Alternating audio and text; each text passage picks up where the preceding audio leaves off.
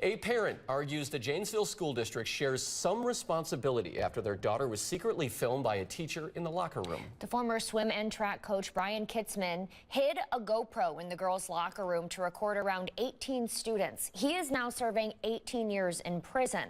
Well, that parent we told you about, who we are not naming to protect the identity of the victim, has now sued the district and 5 individual school officials in a new federal Title IX lawsuit. The suit claims students, teachers, and other coaches reported Kitzman's behavior as inappropriate and, quote, creepy, citing specific examples to their superiors. It claims administrators never followed up, even though some were aware of the, quote, red flags about Kitzman's, quote, propensity to commit educator sexual misconduct, end quote.